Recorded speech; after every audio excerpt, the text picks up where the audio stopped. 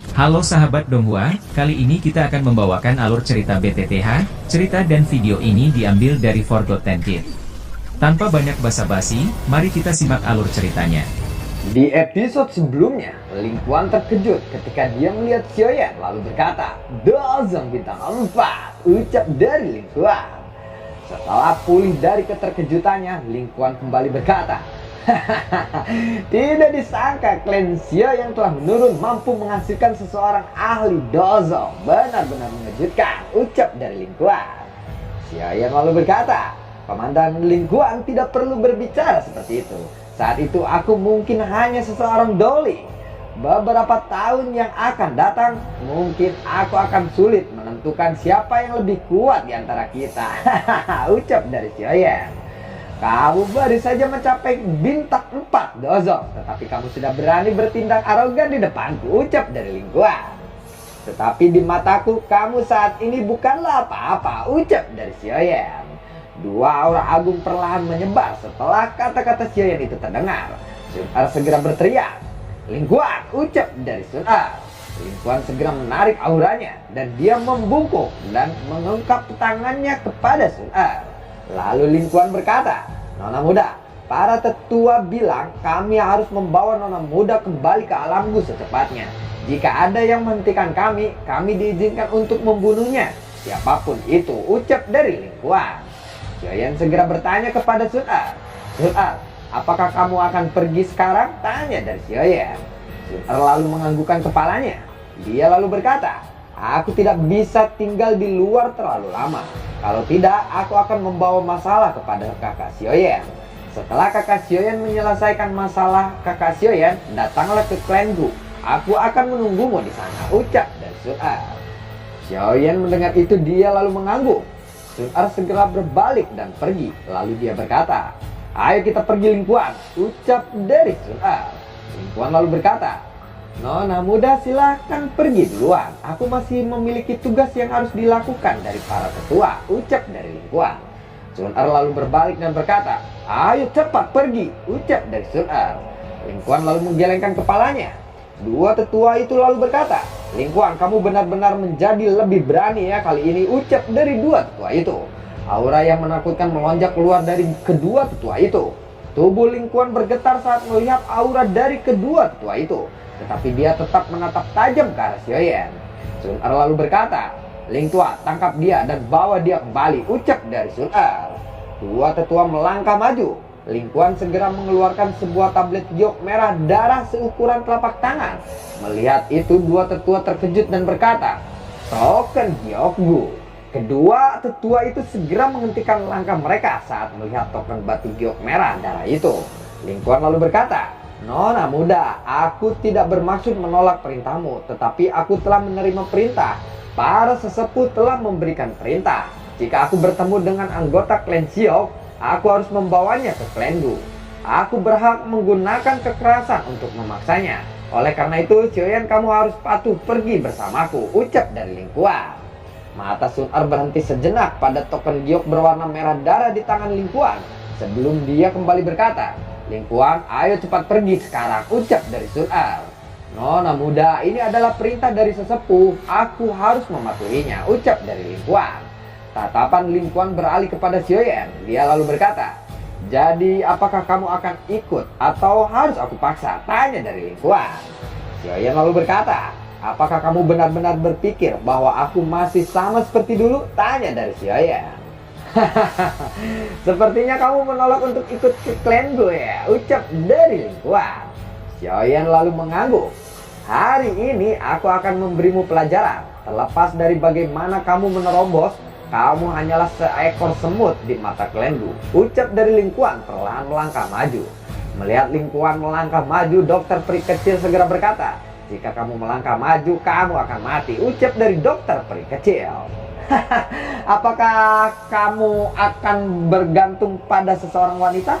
Dulu kamu mengandalkan Sukian dari akar lebih dalam. Kali ini kamu mengandalkan seorang wanita. Kapan kamu akan mengandalkan diri sendiri? Jika leluhurmu tahu tentang ini, kemungkinan leluhurmu tidak akan bisa beristirahat dengan tenang," ucap dari Ling Quan.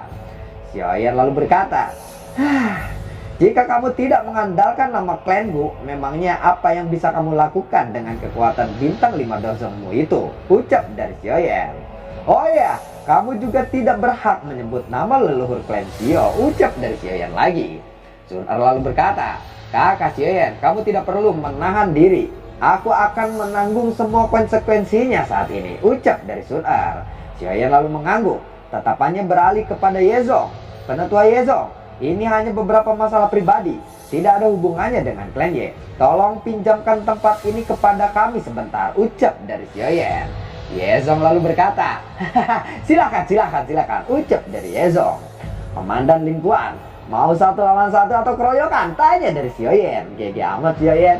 Ling Quan lalu berkata, berhentilah bersikap arogan di depanku. Aku sendiri saja sudah cukup untuk menghajarmu. Ucap dari Ling Quan. Ling Quan lalu mengepalkan tangannya. Cahaya kilat berkedip di atasnya. Cahaya perak memanjang dan berubah menjadi tombak panjang seperti kilat. Ling Quan menghantarkan kakinya ke tanah dan tubuhnya melesat ke langit. Tombak panjang di tangannya menunjuk ke arah Xiaoyan. Dia lalu berkata, izinkan aku untuk melihat kemampuan sampah dari klan Xiao ini. Ucap dari Ling Quan. Xiaoyan lalu bergerak ke langit. Dia mengulurkan tangannya. Pedang Suan pun muncul di tangannya. Tombak di tangan Ling Quan lalu bergetar. Sambaran petir besar bergerak seperti seekor naga yang menembak ke arah Xiaoyan. Buah! Xiaoyan mengalirkan nyala api hijau giok ke pedang Suannya, lalu bertabrakan dengan tombak Ling Quan. Bentang-benting, buar. Pedang Suan bertabrakan dengan petir naga. Melihat serangannya ditangkis, Ling Quan lalu berkata, ternyata hebat juga loh. Tubuh Ling Quan kembali bergerak. Dalam sekejap dia sudah muncul tidak jauh di depan Xiaoyan. Dia lalu mengayunkan tombak petirnya. Ling Quan lalu berkata, tarian ular petir. Ucap dari Ling Quan. Banyak ular petir melesat ke arah Xiaoyan. Tubuh Xiaoyan lalu berubah menjadi ilusi. Dia dengan mudah menghindari serangan dari Ling Quan. Xiaoyan lalu mengepalkan tangannya. Tinjunya lalu diarahkan ke gagang tombak. Blentrang, buah! Tombak panjang itu pun patah. Xiaoyan segera membentuk segel tangan yang rumit. Pebelit pokoknya mah. Xiaoyan lalu berkata, Sky Fire 3 Mysterious Charge. Perubahan pertama. Ucap dari Xiaoyan. Aura Xiaoyan tiba-tiba melonjak. Tubuhnya bergerak dan dengan cepat muncul di depan Ling Quan. Melihat itu Ling Quan lalu segera membentuk segel tangan. Gunung segel gunung terbuka. Ucap dari Ling Quan. Tangan Ling Quan diarahkan kepada Xiaoyan. Melihat itu api hijau giok langsung melonjak dari tangan Xiaoyan. Tinjunya menghantam tangan Ling Quan. Api menembak ke seluruh langit.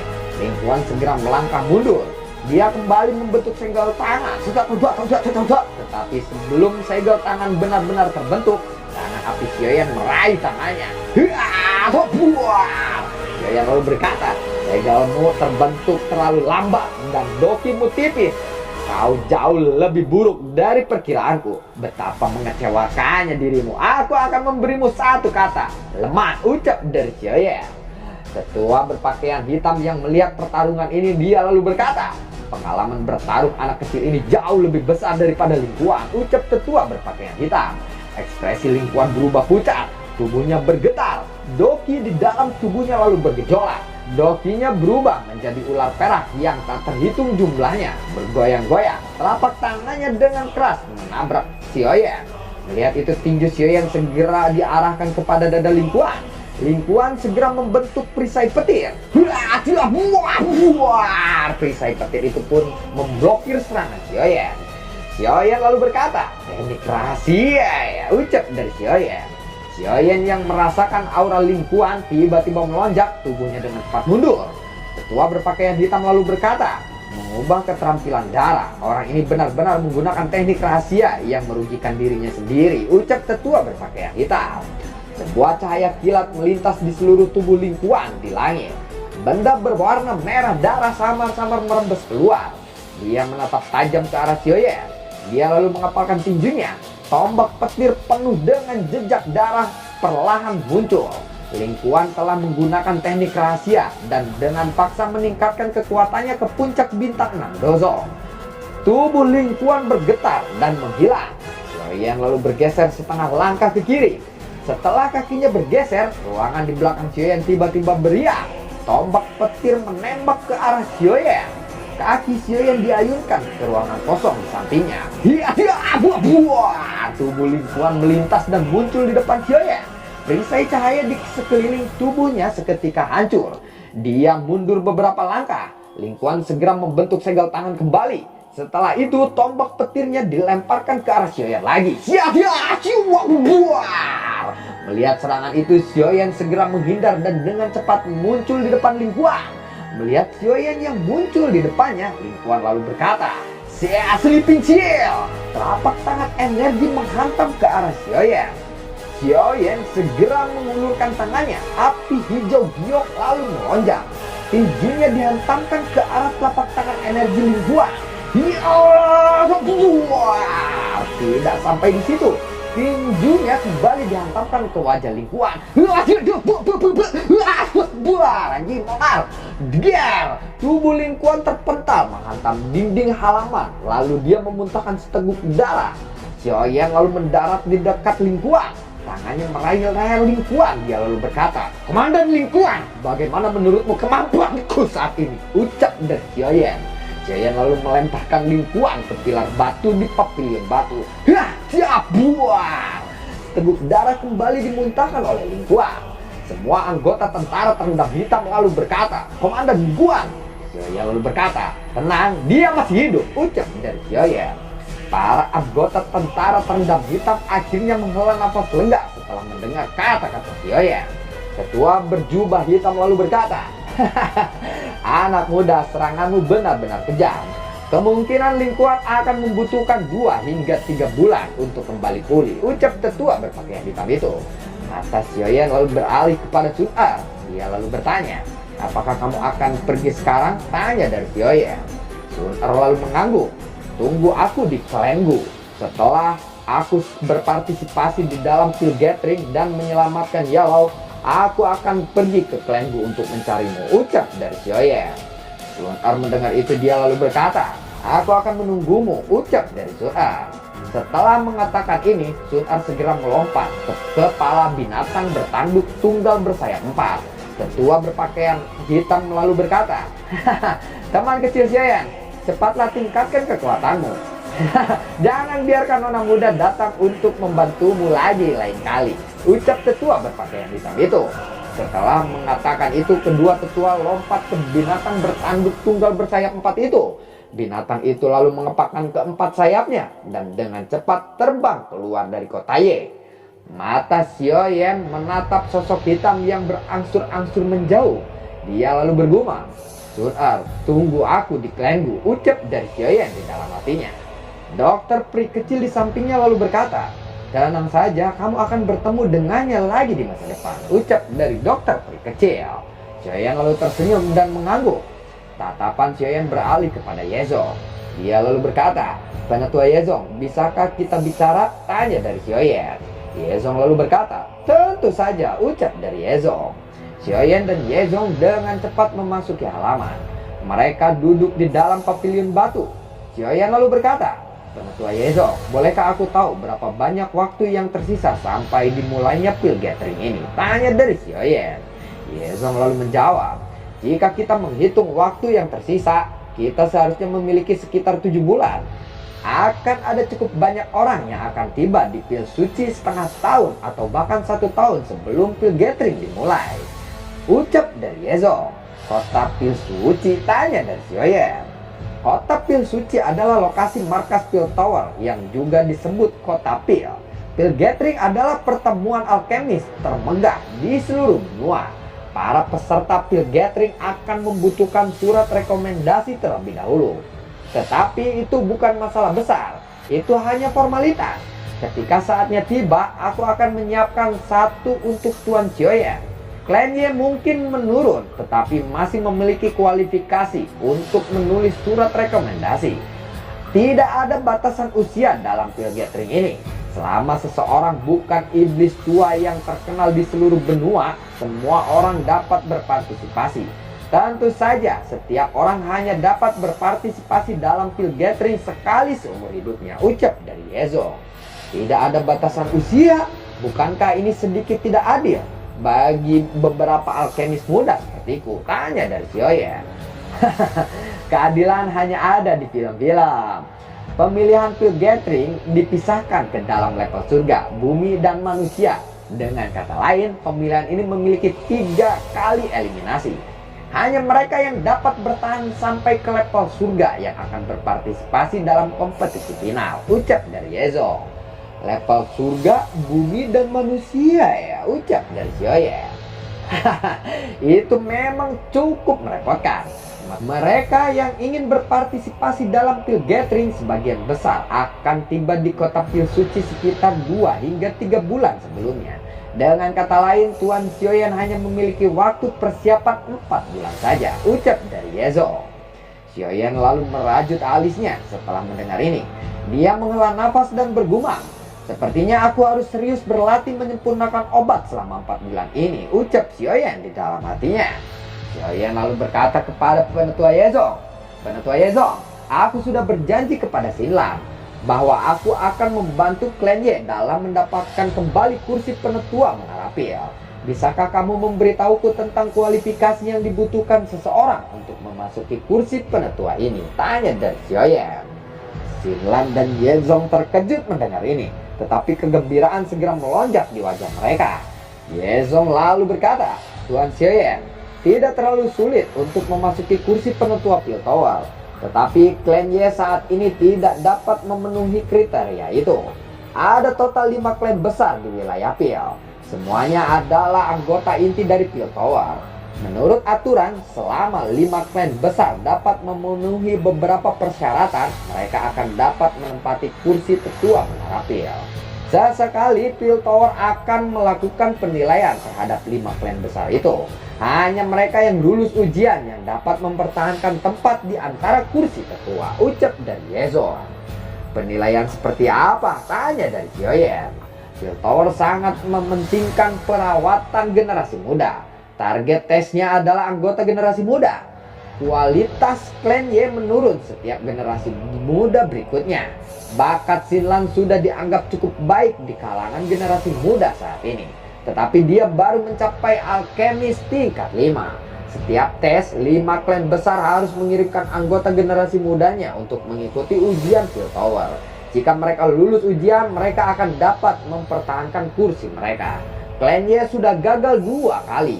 Jika kita gagal lagi, kita tidak hanya akan kehilangan kualifikasi untuk memasuki kursi penetua Pil Tower, tetapi kita juga akan tersingkir dari 5 klan besar, ucap dari Yezong. Apakah ujiannya sangat sulit? Tanya dari Xiaoyan. Kualifikasi terendah untuk berpartisipasi dalam tes ini adalah alkemis harus mencapai tingkat 6. Jika seseorang ingin melewatinya, seseorang harus mencapai level alkemis tingkat 7 untuk melakukannya, ucap dari Yezong. Tingkat 7 bukanlah persyaratan yang sangat sulit, tanya dari Xiaoyan lagi. Selain itu, yang lebih buruk adalah klan Ye telah gagal 2 kali selama tes ini. Kita harus masuk ke 3 besar agar kita dianggap lulus, ucap dari Yezong. Mendengar itu Xiaoyan terkejut dan berkata, 3 teratas, ucap dari Xiaoyan. Ya, 4 klan besar lainnya tumbuh lebih dari kita. Mungkin akan sangat sulit bagi klan Ye untuk mendapatkan 3 besar, ucap dari Yezong.